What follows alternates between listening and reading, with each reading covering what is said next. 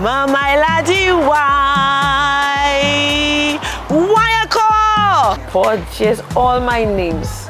A lot of who and what I am is because of the person who raised me, my grandmother. I really didn't see this as something I'd want to do, you know. So when Mr. Joseph was about to retire, he said to me, "Mr. Are you ready?" I said, "Ready for what, sir?" And being the kind of person I am, I said, "Okay, let's give it a shot, but not more than 3 years, you know." And here I am after 10 years. I've always felt that if persons really appreciated what schools actually do in terms of their formation, nobody would need to ask for persons to give back. In every situation, there's opportunity. Being able to accept the criticism, because it's not a one fit for all. It was a case where persons were very anti or averse to virtual learning and teaching. Teaching is not just for today, and we can't be teaching today's child like we did yesterday. And I actually saw students, you know, sending me messages. I'm getting goosebumps as I say this. I called my DO and I actually cried. I said, "Miss, this is actually working." And always remember that they are our clients. Without students and parents, we have no school. So, tell us a bit about Miss Marva Daniel. For just all my names. Wow. A little about me. Well, I am my mom's first daughter. I am actually from Gara Babano. I have always seen myself as an individual of service, being of service. I've always felt needed. And probably this has more or less fashioned who I am. And I must say that a lot of who and what I am is because of the person who raised me, my grandmother. And that's about it. Somebody who's very, you know, interested in what she does and is an action-oriented person. And I think that's where I took who I am from. So let's go to Compre now. How you became the principal of the Castries Comprehensive Secondary School? Quite a script. And I wish Mr. Joseph was here. First of all, I became the vice principal in 2001. And this is important because it happened quite accidentally. And I saw myself assisting Mr. Joseph as a teacher with another senior teacher, Mr. Worrell. And at the time, with my full timetable, he appointed us as the unofficial vice principals. And a year later, I was officially appointed and served from 2001 to 2010 as his vice principal. And during that time, I just felt, you know, that this task or job of a principal, I never aspired to it. I felt that there were too many challenges in terms of the external support, the lack of coordination in terms of dealing with staff issues. I felt that Mr. Joseph's challenges were mainly because of that kind of lack of support, and I didn't feel that I would be the kind of person to embrace that kind of post where, you know, you're dealing with adults and nobody seems to care that there needs to be a change, and you're still held accountable. And I really didn't see this as something I'd want to do, you know. So when Mr. Joseph was about to retire, he said to me, "Mr. Are you ready?" I said, "Ready for what, sir?" And the post was advertised. I never applied. It was advertised actually twice. And upon the second time that happened, I was called to the ministry, and, you know, the PS at the time, you know, spoke with me and encouraged me and promised a lot of things, you know. And I saw the need for there to be some kind of stability And being the kind of person I am, I said, okay, let's give it a shot, but not more than 3 years, you know. And here I am after 10 years. As a principal. As the principal. So during that time, you serve as teacher, vice principal, and now principal for the last 10 years. Tell us some of your challenges. 30 years. Some of your successes, some of your disappointments. As a member of the administration, okay. I feel that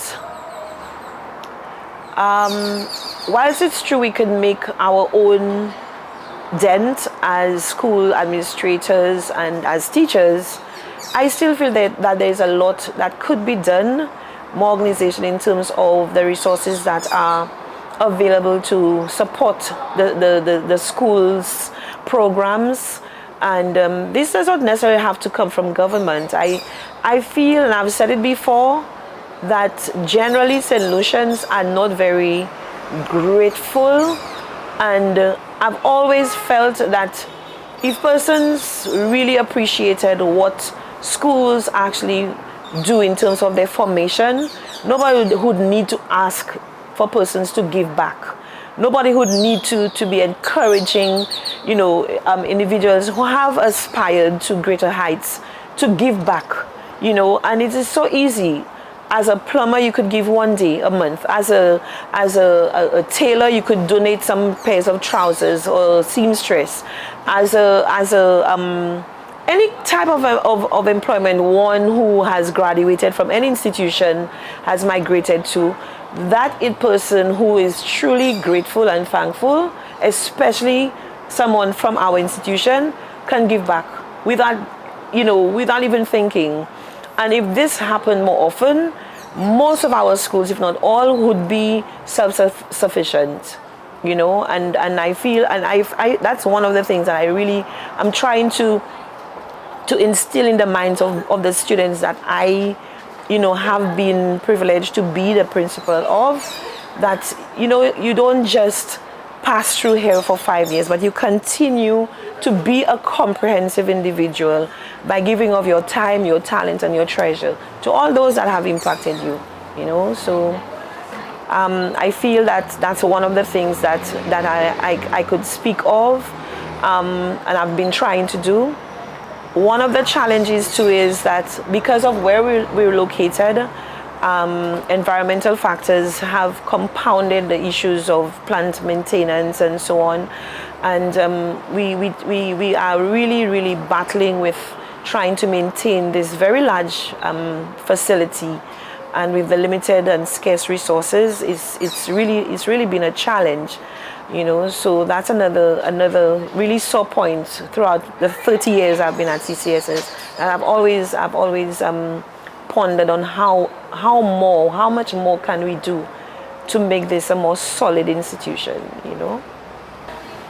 Well, as a teacher, my very first appointment when I returned from teacher training in '91 was to ensure that I was involved, as I am, in my community.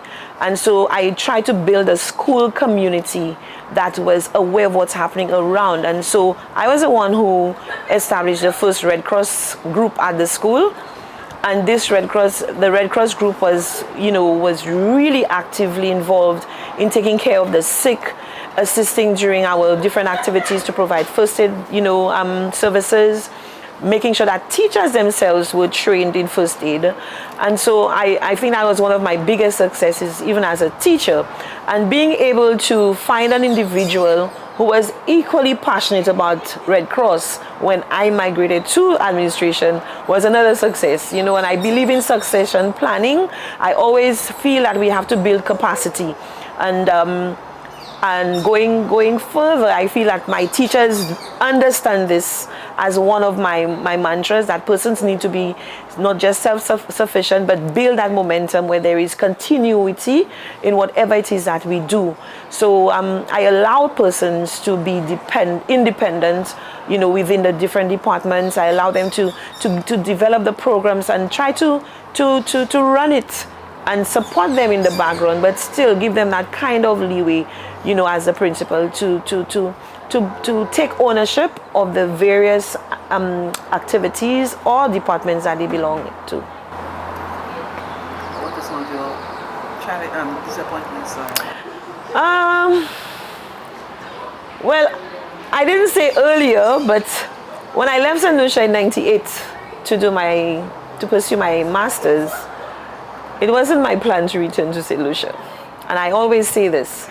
And I returned because of, my family, responsibilities. My parents both took seriously ill. And I was, the easiest person to return to St. Lucia to take care of them. And I'm always thinking that probably I could have planned better to continue where I started off in the UK.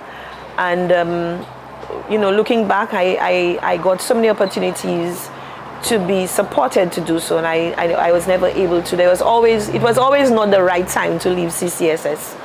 And it's not a disappointment, it's just, when you think back, the big one, the great one up there always knows what is best for us, and probably that was just not my time to do, what I felt I needed to do. So I think that was one.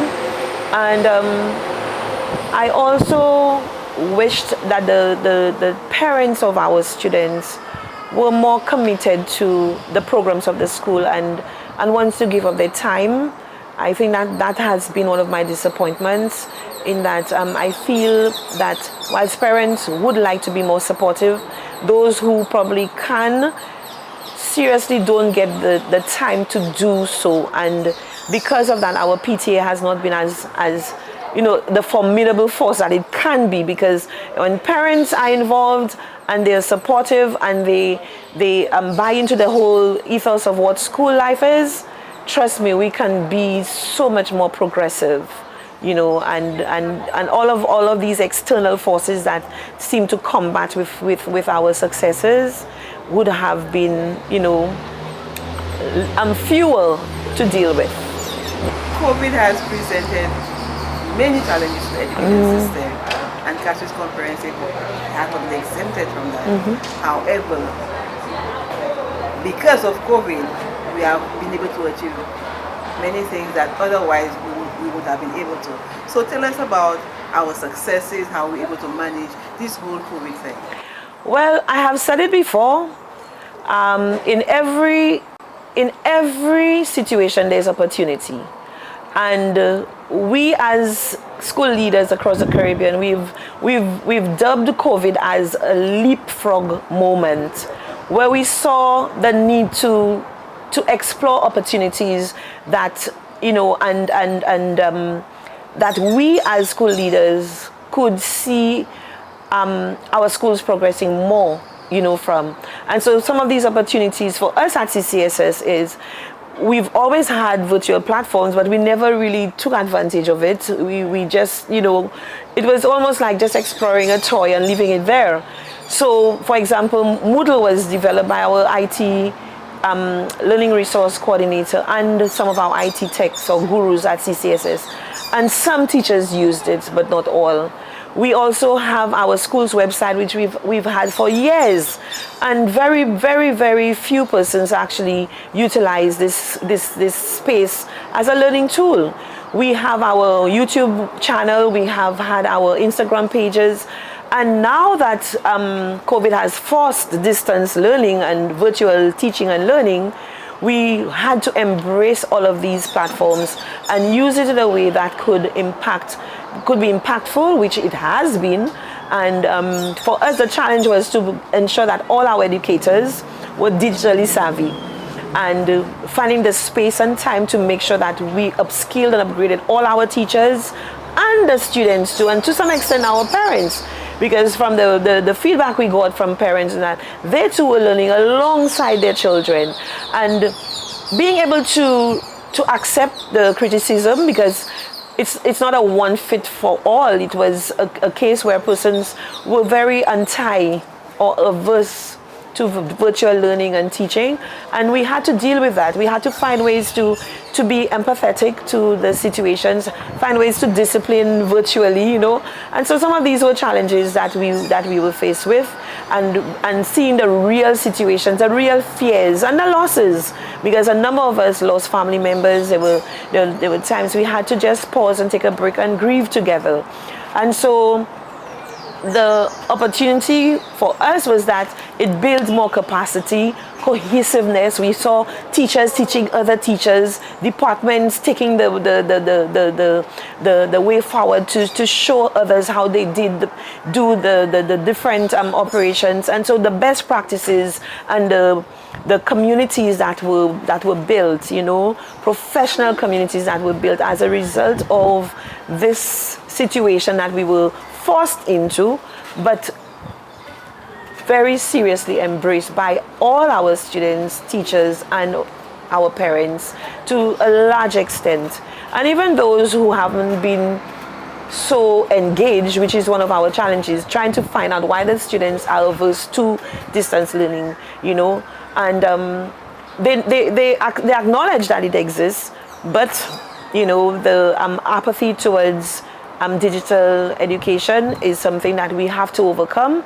We have to find ways to deal with it, and I'm hoping that in the future, you know, the months or the weeks to come, we can address those situations where we have had students who cannot find, you know, the need to engage, and so they have been left behind, and the learning loss is real, you know. So these are some of the challenges that we have to face. We also aware that one of our challenges here is that many parents have lost jobs. Oh yes, definitely. School, there have been an effort to reach out to those parents and students. So tell us how, as a school, we have been able to assist. Well, as a school, we reached out to the ministry. We have worked with NEMO. We've worked with community-based organizations, you know, to try to align the students with these, and even churches, with these organizations, so that they can benefit from whatever it is they have. As a school, we've asked for persons who can afford to just give whatever they can, and we've been able to secure food items for those who are less fortunate, and we've been giving this from last year until now. Up to today, we gave packages of food items to students. We were able to target Rice and Lucia, who gave us devices for students. We have past students who have come forward and given us some support. We were able to give students MiFi devices for those who have internet issues. And thank God, the Learn Book project is continuing. So the Form 2s are now all equipped with Learn Books, the Form 2s, 3s, and 4s. Our issue is that we need to know that the ministry has worked on improving the support that they offer to students who have these devices, and also the support should be extended to any maintenance that is needed for those devices that the students currently have. And that seems to be one of our issues that we are yet to, you know, get a handle on. So share with us some of your high moments, precious moments here at CCSS. Oh my God! Over the years, I'm particularly as a principal. As a principal, I must say that I'm really pleased that heads of departments take ownership of the departments, and I feel that for most of the departments, they're actually very territorial, and I'm pleased to see that they've embraced the notion that teaching is not just for today, and we can't be teaching today's child like we did yesterday. They have aligned themselves with what industry requires, and so they're trying their best to teach our children for tomorrow's world, which is important because we don't want to rob them of their future. Additionally, teachers have seen the merit in themselves being industrially trained. So we started this initiative, and now TVET has brought it on, where our TVET teachers are assisted to get additional industrial training, so that their teaching experience will be more online, in line with what is happening in the industry. So that is very important. We had a very, very strong and organized work job training program.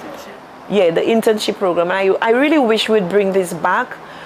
When the government started the summer work program, that seemed to have impacted on us because we had fewer and fewer places accepting for students to come on board for internship. And I really feel that insufficient spaces are made available for students to benefit from such an initiative, and we need to work at getting this activity, back as a school-based program where we have our science students going into the labs, into the hospitals, the health centers, the wellness centers, whatever, the pharmacies, getting that experience so they can see the relevance of what is being taught. Our business students into the business places, our technical students into the different workshops for whatever, whether it's mech, auto, which we do, but not on a very large scale. Our vocational students should each, from Form 4 to Form 5, get at least a month of industrial training, whether it's at a restaurant, a bakery, or a hotel, wherever, so that they could really beef up their CV with industrial practice. So I really want to, and that was one of my highs when students came back and they said, Miss, I actually did this, and they were able to speak to that kind of learning that takes place on the job. That was something I really was passionate about, and I love seeing that happen. More recently, when our students were able to connect on our Moodle platform, and I actually saw students sending me messages. I'm getting goosebumps as I say this. I called my DO and I actually cried. I said, Miss, this is actually working. Our students are actually engaging, Miss, and the students are actually sending messages. I can see, I can actually analyze the logs on Moodle and know that children are engaged. And this was an awesome moment for us at CCSS, for me personally. And being able to call up a parent, and say, Miss, I am so pleased to see your child's progress. Because other than that, you'd have to be physically in the classroom. You'd have to take up a scheme book, the child's textbook. But on the Moodle platform, you can actually analyze engagement. You have all of the analytics, whether it's teacher engagement, student engagement. You can actually do so just by clicking a button. And so that was for me, that's what COVID brought for me, that great joy. And I hope that we can continue to experience, that kind of avenue of teaching and learning that affords us, to bridge the gap and close up the space from classroom to administration. If you ask what is the greatest need of CCSS for CASIS Comprehensive, you will offer for assistance, and you will ask, what is that one greatest need of your school? What would it be? Well, we definitely need I think even if it's not many, but we definitely need, I think we can work with our plans, we can work with our differences, individual differences, but I think that insufficient support for our students at risk. And for once, I want to forget about the tangible things that we can beg for, and look at how much pastoral care can be given to the students, who are at risk. When I speak of at risk, there's students who barely get fed, and we are really trying. There are children who are abused. There are children whose parents call us, like just last night after 10, I responded to an email where a foster parent is trying to take, the opportunity to send back this child to where she migrated from, because of the challenges that she is being confronted with now, and the parent, can't deal with it. And I'm saying our social partners, whether it's human services, VPT, whatever agencies that exist, I think enough support isn't given to those students.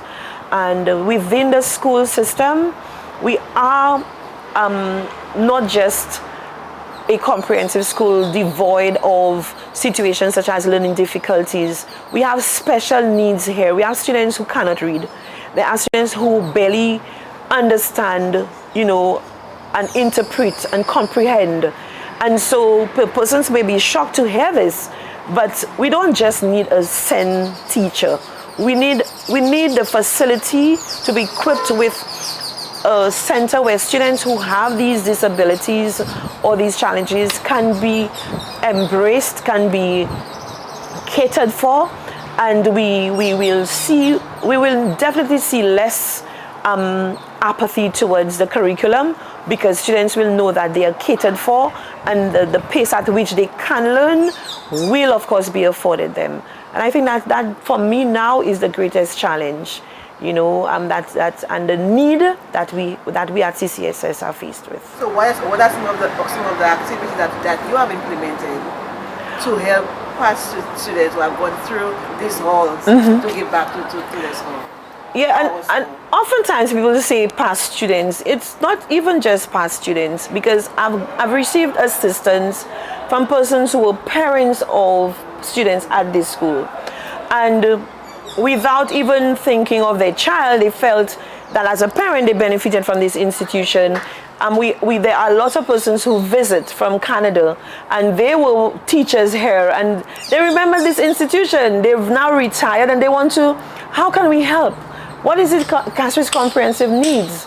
And in terms of persons who have been through the walls of CCSS, the president of our Parent Teacher Association back then, Mr. Lambert, I recall distinctly in a conversation we were having at a PTA meeting, and all of a sudden I had this idea: why not, instead of each graduating class when it's their anniversary, whether it's 10th, 20th, 25th, whatever, coming back to say, okay, Ms. Daniel, we want to give back to the school. How can our graduating class do, something for our school, whatever.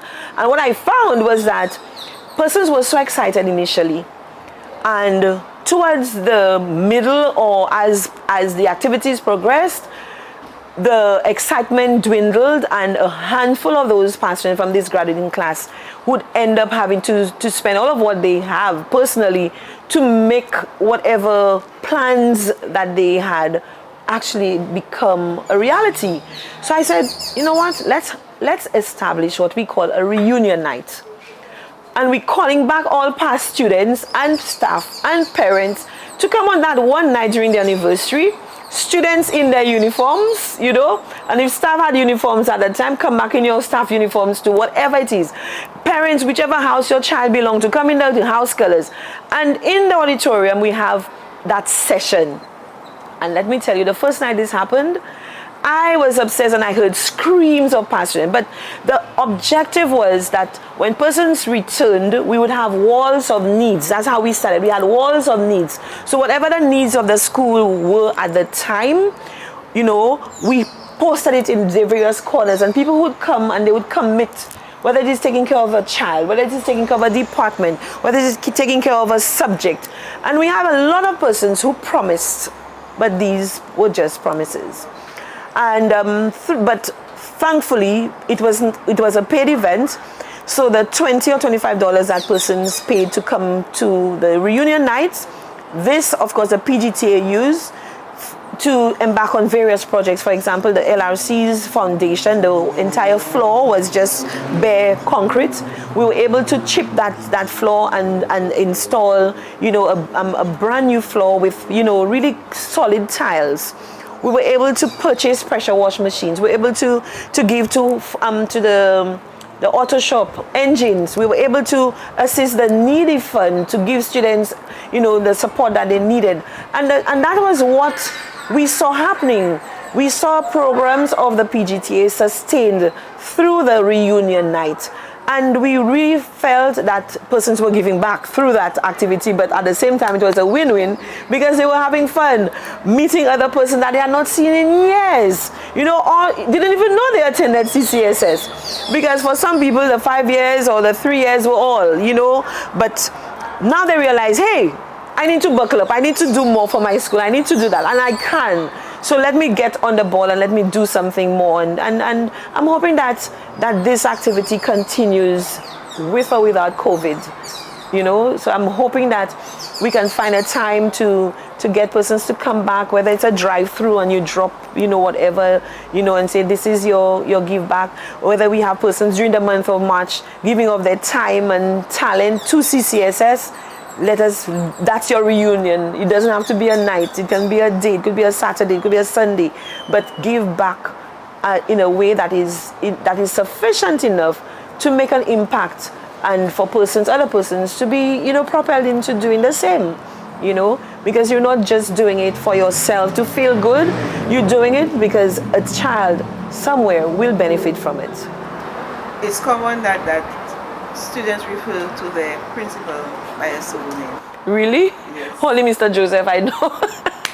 Well, Miss Laura was Malora. Malora. Mother. Mothers, yes. G.I. Joe. G.I. Joe for Joe. Are you aware of any name that you're known I should as? probably call the students, but not that I know of. I know my vice principal calls me Marva Daniel, and I know some of my teachers say Miss D. They call me Miss D. In fact, some persons write to me and they forget, Miss Daniel, and say Miss D, Miss D. So I know our class of 2019 or 20 used to mimic me, say, right, everybody, okay, everybody, and laugh at this. But in terms of a nickname, I am not aware. And if anybody does, they could let me know. Yes. But they could refer to you as Miss Marva. Yes, Miss Marva. My parents say Miss Marva. Even in church, they call me Miss Marva. What would you like your legacy to be? After all your years have gone and you reach retirement, what would you want to be known for? What do you want your legacy to be? Well, definitely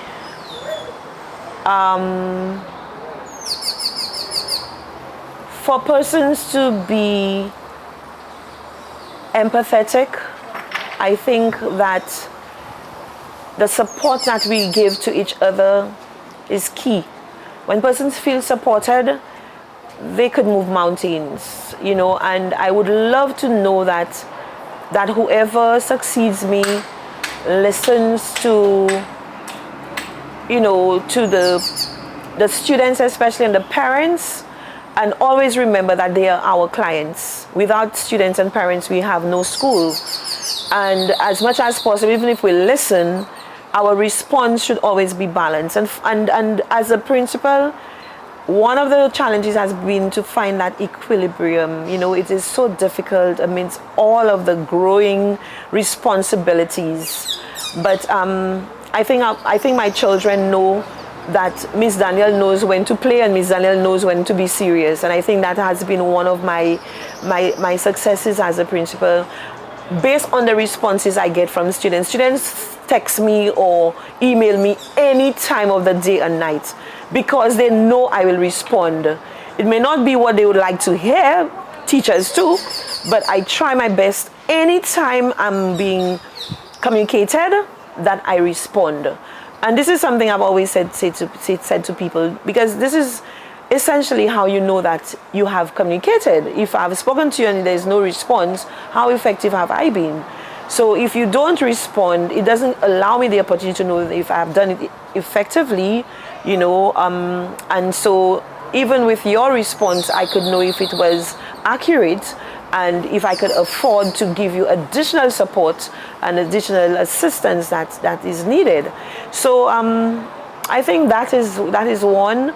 I am a very action-oriented person. I don't speak much, which is why I abhor the camera. Persons know that.